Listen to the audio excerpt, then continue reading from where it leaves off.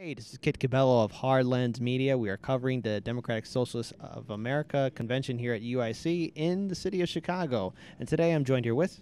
Ben Conover from the St. Louis DSA. All right, so Ben, what brought you into the DSA? Why are you a member of this organization?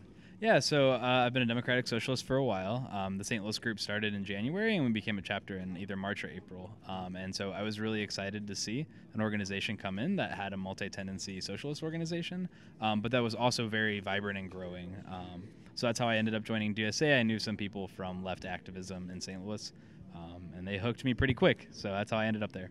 Now, it's clear that socialism has received a negative mark in regards to the way corporate media portrays it and certain politicians as well, both corporate Democrats and Republicans. So recently now, your organization has received a huge growth, 25,000 members strong, and it's continuing to grow. What do you think has led to that growth in regards to the DSA's numbers?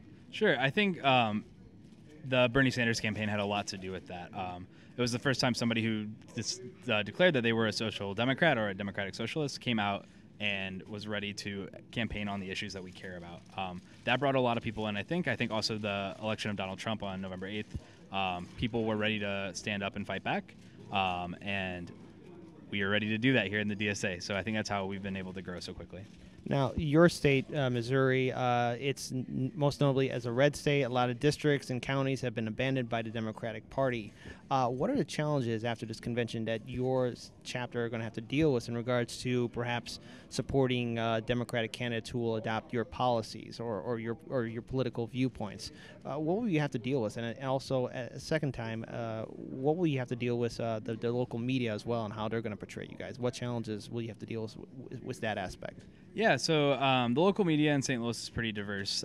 Some of the more established papers are maybe not so open to left ideas, although I would say like St. Louis American's a little bit more progressive on those issues. But we haven't had a whole lot of media exposure besides some Medicare for All protests that we did around when they were trying to pass Trump Care through the State House and Senate. Now, as far as what we're going to do in Missouri with the challenges for the Democratic Party, I think that we're all very interested in getting involved in some of the rural races and really branching out, trying to find people who are going to run on a very pro-healthcare campaign, are going to run on a really pro-human rights campaign, pro-choice, all those kinds of things, and get behind them and put a lot of legwork behind them. So I think we're really excited about that. Besides that, there's challenges locally. The city itself, St. Louis, is a Democratic city. 28 of the 28 aldermen are Democratic. Now, that leads to a lot of centrism, and I think our real goal in St. Louis is to start primarying Democrats with actually progressive socialist Democrats, so we can actually have diversity of political opinions and not this sort of like neoliberal centrism within the city. Now, of course, in Missouri and some parts of St. Louis, there might be some areas where the Democrats won't help or won't run a candidate or perhaps won't allow a primary to happen. If that is the case, will your organization also reach out to independent parties like the Green Party, Socialist Alternative, and Working Families Party in order to build a larger coalition?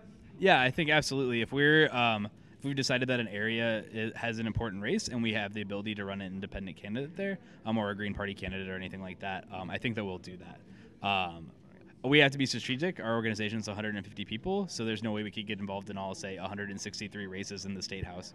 But if there's an opportunity where Democrats aren't running, where we can run a progressive socialist, that would be amazing. And what are you hoping to get at the end of this convention? And how do you think it'll help you help your organization, especially in St. Louis? Yeah, I think this is our first convention as a chapter, so we're learning a lot. I think we have 5 people here as delegates that are all gaining a lot of different experiences. We all have different areas of focus, and so a lot of the breakout sessions. I'm a big electoral guy, so the electoral breakout session's been really helpful for me. All that kind of stuff has helped educate us quite a bit. And I think also for us, it's a lot of solidarity with other people from similar regions. So we're part of the Midwest and the Southern Caucus. And I can't say enough good things about the Southern Caucus. They've been great to us in the Midwest Caucus. One of our delegates went there as well and had an amazing experience. So just building this network of, the flyover part of the United States, right? to be ready to mobilize for progressive issues, for socialist issues across the board. I'm super excited about that, and we've learned a lot about that and built a lot of connections from this convention. All right, and final question. What do you want to say to our viewers and subscribers who perhaps are a little hesitant on joining DSA or might be critical about the DSA?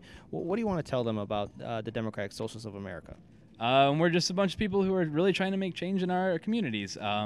I think that the term socialist can scare some people, but once you get to really understand it and are able to get through some of maybe your preconceived notions, we're able to see that we're all here for the people, by the people, and care about everybody. So come join, come talk to somebody who's a socialist. You'll find out they're not so scary, and you'll have lots of opportunities to get involved in your own community. All right, well, thank you so much for joining Hard Lens Media. And to all our viewers and subscribers, peace, and let's build a better future.